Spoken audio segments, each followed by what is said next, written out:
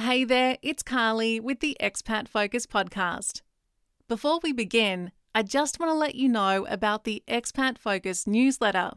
It hits your inbox every month, and along with our latest podcast episodes, you'll be kept up to speed with international news and finance updates, articles related to expat health issues, and you'll receive a free guide to moving abroad. To sign up, all you need to do is go to expatfocus.com/newsletter.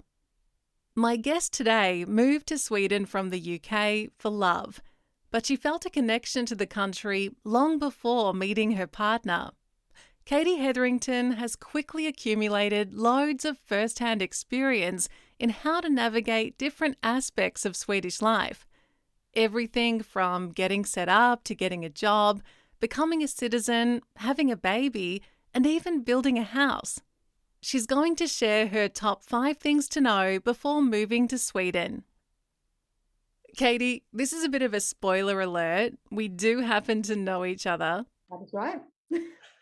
And my first thought when I was preparing to interview you for the Expat Focus podcast is that you have packed a lot into the few years you've been living in Sweden. And I feel like it's a place where you were always meant to end up. Is that how you feel as well? Absolutely. I think, it goes back to when I was a little girl. I was mad on the Swedish pop group Roxette, to the point of obsession, and I'm still love their music today. And so I always thought, hey, wouldn't it be great to live in Sweden one day? And this is from a little girl living in Adelaide at the time in Australia. And my parents were like, oh, you're never going to cope in Sweden. It's too cold. I'm like, oh, all right, we'll see. So, yeah, I mean, that was always at the back of my mind. And, I was living in London up until sort of, almost 5 years ago. And I met my current partner while I was living there. He was living in Stockholm and I was living in London. And we did a long distance relationship for about a year. And I took a decision to move to Sweden where he lives. So it was almost, meant to be kind of thing. And we're going to talk through 5 things to know before moving to Sweden. I can't imagine anyone being more suited to this topic because in the 5-ish years that you've been in the country, you have bought and sold an apartment, you've built a house, you've become a citizen, you've had a baby, you've gotten a couple of jobs, you've changed jobs. I feel like you've ticked all those really important areas that foreigners need to navigate in a new country that can be quite difficult. Did you expect to be doing so much so quickly? Absolutely not. I think when I first came here, the goal is to be employed. I think, I didn't want to be in a situation where I was relying on my boyfriend to support me. And that's just me because I've always been an independent person earning my own money. So the challenge for me was, getting in the Swedish system and getting a job. So I think, that was kind of first and foremost. And I was really lucky that I found work pretty much when I landed. And we can get into that a bit later. And then I suppose life just happened. And Yeah. here you are, with a child and a brand new house in Sweden. Absolutely. And I love living here. I genuinely do. And I think, but for any expat, there is always going to be a period of adjustment. And I'm still adjusting. I don't think you can ever feel completely settled in a country where they don't speak your native language. And, I think, you will learn to adapt. And I definitely feel more Swedish than I did when I moved here. I do find that interesting, actually, because in the 5 things list that you sent to me in advance of our chat, you haven't mentioned anything about the language. So before we move into the points that you think are really important, can I ask about how you've gone learning Swedish and how you're getting by today? Yeah, absolutely. So when I knew I was moving here, I actually I took a course in London at Westminster University and I did Swedish level A1. So I sort of thought, well, look, if I'm going to move to the country, I want to set myself up as much as I can in advance because I didn't know what sort of time I would have when I actually got here. yeah, I did a half year of Swedish, and I felt that really helped me in terms of basic Swedish and sort of getting to know some vocabulary. So I knew how to sort of navigate a supermarket, order off a menu, and basic hellos and goodbyes and that sort of thing. And I thought that was great. For me, I would have loved to continue to kind of do my sort of education in a more formal setting, but life got in the way. So my Swedish, it isn't great. I think I can understand more than I can confidently speak, and I'm continuing to work on that. But I think watching television, reading, Google translating, doing the day-to-day kind of helps build up your vocabulary and your understanding. Whereas my grammar might not be great, but I have a go, and I can genuinely kind of muddle my way through basic conversation and understand most things. I fully believe in really making an effort when you're in another country to try to speak the language. But is it the case that life might be made a bit easier by the Swedish level of English? Absolutely. Everyone speaks great English, even people that think their English isn't terrific. It's pretty good. And I think, again, it's a matter of confidence and willingness to speak in English. But sometimes when I try and speak in Swedish, if I'm out, they'll switch to English. So I get a bit lazy sometimes. Sometimes I'll go into a cafe and I'll go, yeah, I smashed this conversation, and they didn't reply to me in Swedish. Other times my accent is just so strong, they immediately just revert to English. So I think it really depends on the day, but yes, also, the people around you and also your job. My job is in English. People, they practice Swedish with me, but it's not expected for me to speak Swedish at work. Getting into the 5 things you should know before moving to Sweden, Katy, number 1 on your list is get a personal number. I'm guessing this is like a UK national insurance number. Yeah, pretty much. It's basically a government identifier. So if you're born in Sweden, you automatically get one issued to you when you're born. Anyone who comes into Sweden, including sort of Swedish citizens, kind of by family descent, actually have to apply for one. And I think this is a really critical piece of paperwork that you need to do when you come here.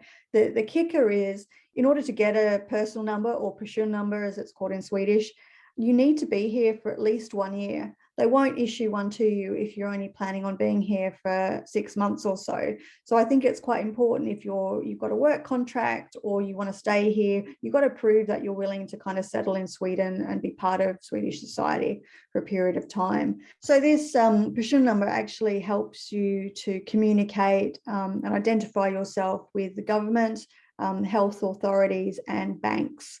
So I think those are 3 pretty important things that you need to set up when you move to a new country. So I encourage people to look at the Swedish government tax authority Skatteverket, and they'll actually step you through how to actually apply for one and how you're eligible for one. My own personal experience is that I came here moving to live with a Swede, and I was also an EU citizen at the time. I'm actually a British citizen, I'm Australian citizen, and now a Swedish citizen. But before Brexit, we were obviously able to freely live and work in this country, but I still needed to apply for this number. You said that you can't actually get the number until you've been in Sweden for 12 months. So how do you manage in the 12 months beforehand? No, so, well, if you come here and you have the intention to be here for 12 months, then they will give you the number. Oh, earlier, right. That's correct. So what happens is there will be a period of waiting when you do apply and you get your number. So that can be 6 weeks, that can be 2 months, that could be 3 months. It really depends on the backlog of people applying. I was pretty lucky. I came in with a work contract and living with a Swede, and it was within 6 weeks I got my number. Within that period of time, I couldn't properly open a bank account. I couldn't join a gym, and I had trouble actually opening a contract for a mobile phone. There are ways to get around that. Of course, I had, living with a Swedish citizen. He gave me a credit card under his name, vouched for my mobile contract. And also my, the job contract kind of opened a few doors as well. But once you get that number, you can actually have a proper bank account, not just a debit card, but also access to internet banking, which is super important to pay your bills. So I had to have my bills paid for me. I gave money, of course, but actually, if you're on your own, I think it's just going to be super challenging. I was just about to ask that, actually, if you're not lucky enough to be moving to Sweden and have the support of a local who could go guarantor for you, provide you with an address for these sort of things. How do other expats do it? Have you heard anecdotally about how other foreigners manage? They manage, I guess, they keep their accounts open in their home country. I think it's really important not to shut everything down before you move. You sort of need to keep sort of multiple eggs in baskets, I think. And I think that should be the case until you're fully set up. So they will be transferring using credit card, like money transferring like Revolut, TransferWise, getting access to money that way. So I think those sort of things are kind of keep you going for a while, using a credit card, of course, and paying it off in your sort of home currency. I sort of had to be paid by a check, which is pretty unheard of these days. Wow. And I had trouble, which, is the bank going to actually accept it? Because they will charge you a good fee to actually deposit it into your account. So you don't want to be continuing to be paid by check either. And when you get this number, it obviously opens up the digital world, because we have an amazing, range of sort of digital apps that you can actually download and access. Bank ID is something that we all use in Sweden, and it allows you to actually identify yourself with authorities, make payments on your credit card, log in to certain things. It really is the key to kind of unlocking a lot of services here in Sweden. So this number is kind of critical. We also have an app called Swish, which is basically allowing you to pay anyone using their telephone number. So it's quite a secure way to make payments to other people. So that's quite common as well. And we also have a digital mailbox, a letterbox service called Kivra, where physical letters that might pop into your mailbox actually land into this digital box. Actually quite handy. But this is all unlocked through this push-in number and through bank ID. So it's kind of like you need to kind of get these steps in order to kind of start living, I guess, in Sweden. Now, second on your list for 5 things to know before moving to Sweden, Katy, is get a job. And it sounds like you were in a really fortunate position to have a job when you landed in the country. Is that right? Yeah, I was really lucky, and I'm so grateful that I didn't have to wait too long to start working here. I just randomly started applying for work in English in my field, which is communication. So I'm already in a niche industry. And then, of course, I'm kind of limiting myself because I only speak English. So I applied in advance. I used LinkedIn. I used, the general sort of job websites, and sent my resume through. And I actually started interviewing before I got here. And I ended up getting offered the job before I actually moved here. So that was my experience. Other people might not be so lucky. Some people will already have a job contract through their work and might be transferred to Sweden, and that makes life a lot easier. If you come here for love, which is what I did, or if you just love Sweden and you want to live here, it's going to be a little bit harder, but it's not impossible. But you really have to kind of use all the resources that are available in order to get in front of people. Networking is probably the number one thing here in Sweden. It's not what you know, it's who you know.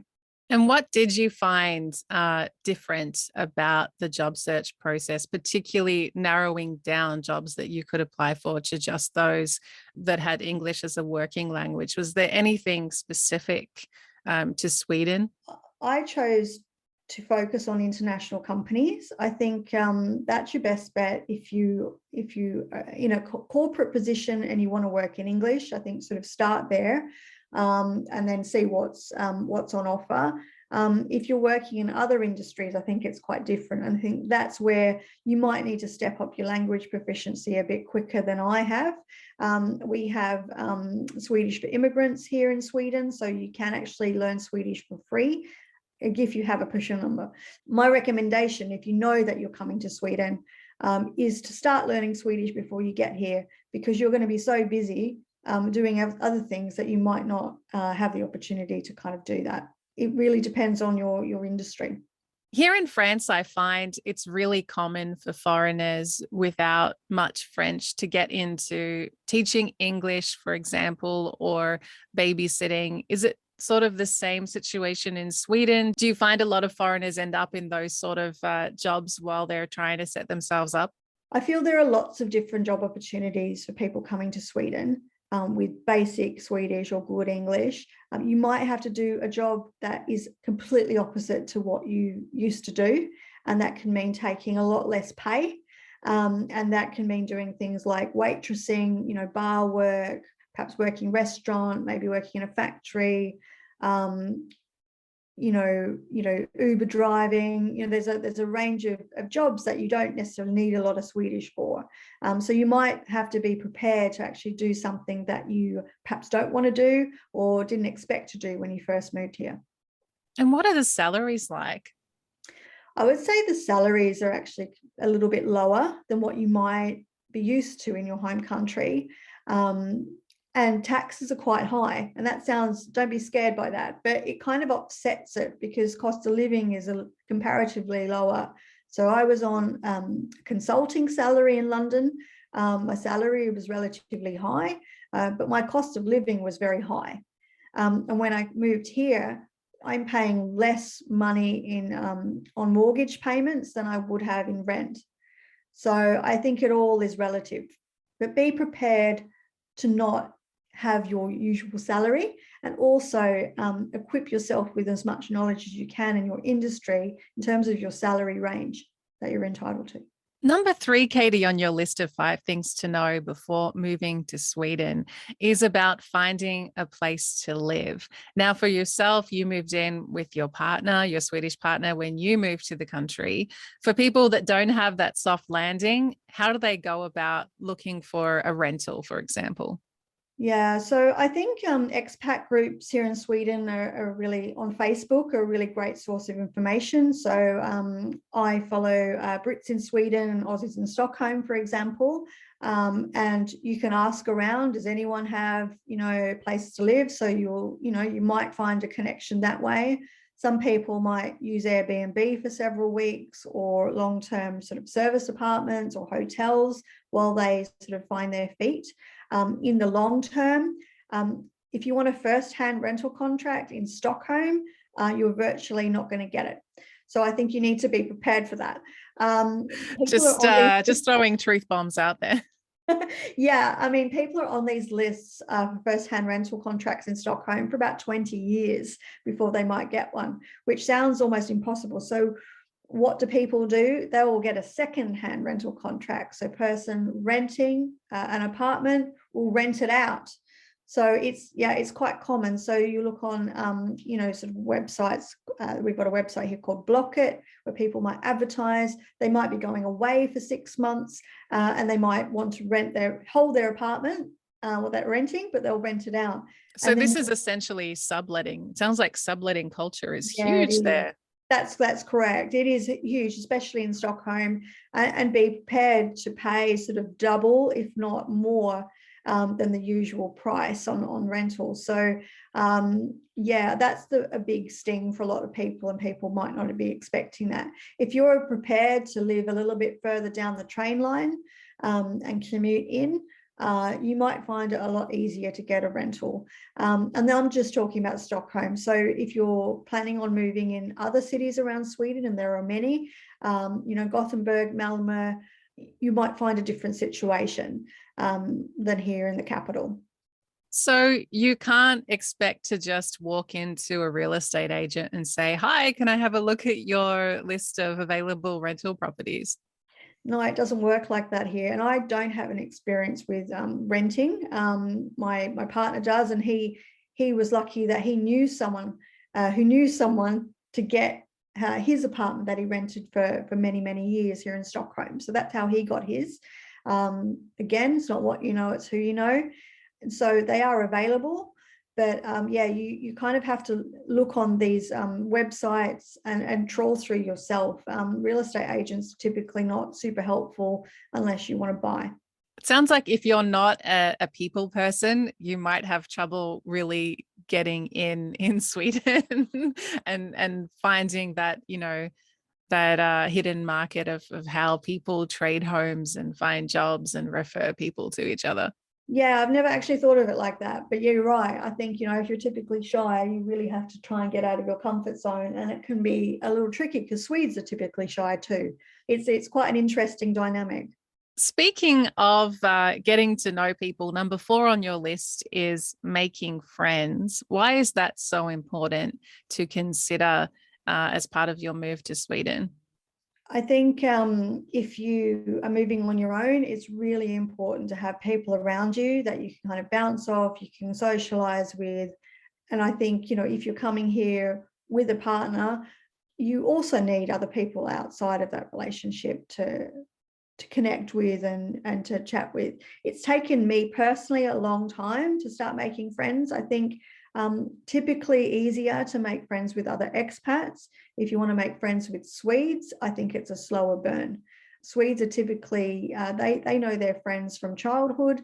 They kind of max out their friendship circles. I've actually heard someone say that. I'm sorry, not to me, but yeah, I'm sorry. I've got enough friends.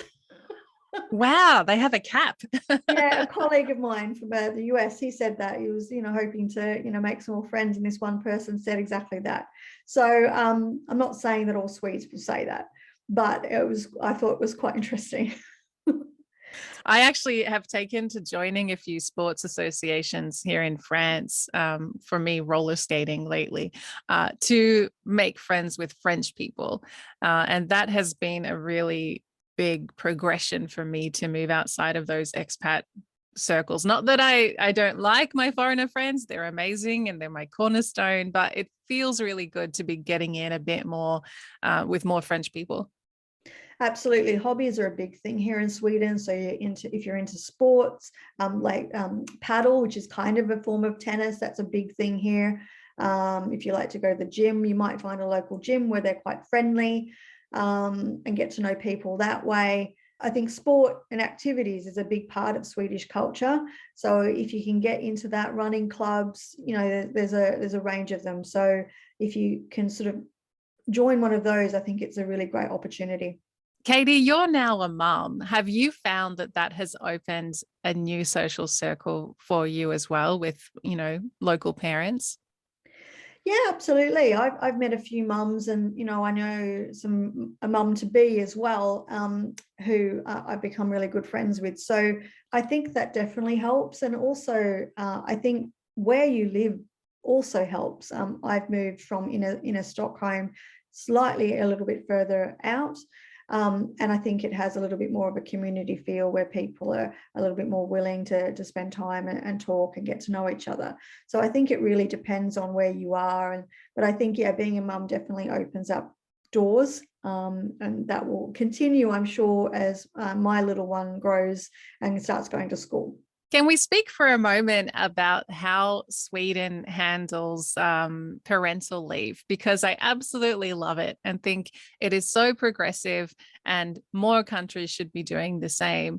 I believe it's the fact that mother and father can essentially share the time off, and it's not all lumped on to the mum as the primary carer. That's right. You're entitled to 480 days parental leave between two parents. I think 90 days is reserved for each parent exclusively. That's to encourage people to take parental leave. And that also applies to adoption leave as well. So there's a very big emphasis here in Swedish society about family. And I think it, as you say, it helps both parents get to know their child and to sort of, nurture them and have that, opportunity to actually, take time out of work and care for their baby. It is so refreshing to see a country normalizing a bunch of dads pushing the prams, going for coffee, having their, few months off while mum goes back to work full time. I know it happens in other countries, in other relationships, but it's certainly not as much the norm outside of some of the Nordic countries. And I really hope more of the world follows suit there. I agree. I think that's one of the first things I noticed when I came here, and they're actually here. They're called latte puppers. So you It's will so often see them. bougie. It is, yeah, it is. It's yeah, but I think it's nice. I think it's a great bonding opportunity for them, and I think they value the opportunity to spend time with their kids. Speaking of lattes, it brings us to our final point on your 5 things to know before moving to Sweden. And that is drink coffee. If you're not a caffeine fan, you may have a little trouble. Yeah, that's right. I think, maybe coffee is in Sweden as to, what tea is in England. So, we have something called fika here, which is essentially a pause in the day. It could be any time in the day, normally morning or afternoon, for 10-15 minutes, where you'll drink coffee and you'll eat something sweet like a cinnamon bun or princess torta, princess cake, or something similar. And it's opportunity just to connect with your friends or your colleagues at work. So it's very ingrained in Swedish society. Fika is a thing here, and it's to be embraced. So if you don't like coffee, maybe try it, or try something else. You're not obligated to You drink need to coffee. learn to like it. No. Exactly. You'll notice coffee is quite central. Coffee is drunk pretty much all day, to my horror, because I have, I'm a bit sensitive to caffeine. So they'll have it in the morning. You might have it at fika. You'll have it after your lunch. It's almost included in most lunch menus, for free. And then you'll have it in the afternoon. You might even have it after dinner. That's a lot of coffee. That's a lot of caffeine. I mean, this is heaven for me. This sounds perfect. I still get weird looks here in France when I choose to have milk in my coffee in the afternoon. But yeah, it's certainly, it's a unique part of the culture. And I think I like a cup of coffee. I still like my tea. I'm still a bit British in that sense, but I also equally love the idea of it. The fact that when you're at work, if you don't take a fika, especially when you're new to the job, it's kind of frowned upon. So I really encourage people to, take 10 minutes, go and have a chat with your colleagues, connect over, something sticky and sweet, and, something, black and strong. Yeah, just embrace it for what it is. Katy, you've compiled a little list of useful resources that I'd like to chat through. Some of them are websites that anyone moving to Sweden is going to get very familiar with. Others are newbie guides. There's a few resources here for parents. Tell me about some of them on your list and why you find them so useful. Some of them I mentioned were sort of, I guess, the more, how to. So like I mentioned, the Skatteverket website, which is kind of your first port of call when you move to Sweden. They have a lot of great information in English. So start there and work out what your rights are, what you need to do when you move here. Others are a little bit more of the softer sort of side. There's a website called The Local Sweden, which is Swedish news in English, which I find really invaluable. Radio Sweden also has news in English, which I think is really great too. But equally, I love podcasts, and there's a podcast called Swede, which is on a bit of a hiatus at the moment, but a lot of Australians will know Tanya Joko from the pop group Bachelor Girl. Yes. And Shiona Urquhart.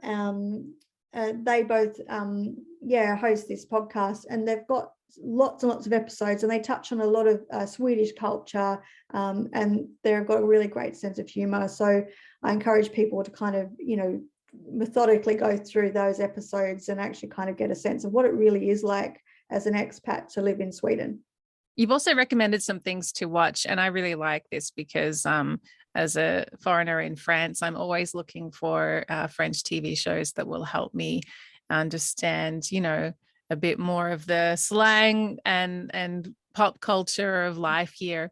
So before I even came to Sweden, and I guess when I did move, I think I rewatched it, is a show called Welcome to Sweden. There was only 2 seasons, and Greg Poler is in that, and he helped write it. And it's a fantastic insight to life in Sweden from an American's perspective. So I enjoy watching that. Sort of more local TV shows. There's a show called Solsidan, which has been going here for years. It's a Swedish comedy show about life and love just outside of Stockholm. There's a lot of very well known Swedish actors in that show, and I love it, even though I can't understand it 100%. I still enjoy watching it because you really do, the visual kind of helps you, and it kind of helps you understand the language. And I always watch it with the subtitles on, Swedish subtitles. And there's also some other ones, Volgren's World, with a Swedish celebrity, a singer, Pernilla Volgren. She's been known on the singing and the entertainment scene for a number of years. She entered in the Eurovision Song Contest, and she has some children who are very well known here as well, Bianca Ingrosso, Benjamin Ingrosso. So I like watching that again from a cultural perspective and a comedy perspective, because they're quite hilarious. Being a new mum, what are you getting into in terms of Swedish children's programs? But I'm guessing your child is, of course, introduced to the Wiggles and Bluey as a half Aussie. Absolutely. I've already done that. So she actually really loves the Wiggles. I'm really Good. glad. Absolutely. It's fantastic. But here in Sweden, particularly for the littlies, there's something called Bubblarna, which are these kind of little characters. They're cartoon characters, different colors, and they kind of just babble, really. But they have a lot of singing, a lot of Swedish songs. And I actually took her to a concert, for her first birthday only a couple of weeks ago. She quite enjoyed it. Oh, so cute. It was really great. I mean, as she grows older, I think she'll continue to like it. But one of their songs, they have like a lullaby. It's one of the top songs in Sweden, because every parent will play it for their children to get them to go down to sleep at night. And we even do that with her. Recommend that. And of course, Pippi Longstrump, or Pippi Longstocking, as most people know, anything Astrid Lindgren. The kids are introduced to that quite early, and they love all the songs from that. So I think those are kind of my top 2 recommendations. Katy, just to end, it sounds like you really smashed your move to Sweden, let me just say. But if you had to go back 5 years and do it again, is there anything that you would approach differently? Yeah, I think I would. If I had more time, I would have learned more Swedish before I got here, because I really feel that that's kind of fallen over, like the more structured learning, just because my job and life and having a baby has sort of gotten in the way. So I would do that again. I think I would also, I think I have embraced the Swedish culture, but I think also when you first move to a country, there's always a little bit of resistance. So I think it's, don't let go of your culture or cultures, because I have, I feel like I've got several now, but really embrace the country for what it is. Learn to like the local cakes and sweets and food. Learn to kind of try and interact with Swedes, how they want to interact. I don't say, I'm not saying that you should change yourself as a person, but kind of try and embrace it a little bit more for what it is. And I think, you'll kind of have an easier time to settle into the country and enjoy the country too. Well, Katy, thank you so much for sharing your 5 things to know before moving to Sweden here on the Expat Focus podcast. Thank you, Carly. It's been an absolute pleasure. That's it for this episode. You can follow Katy on Instagram at LadyWriterSWE. And while you're there, drop us a follow as well. We are Expat Focus. If you like what we do on this podcast, we'd love it if you could leave us a review wherever you like to listen. And if you have tips or advice to share, let us know in the comments on YouTube, send us a message on social media, or get in touch via our website. It's expatfocus.com. I'll catch you next time.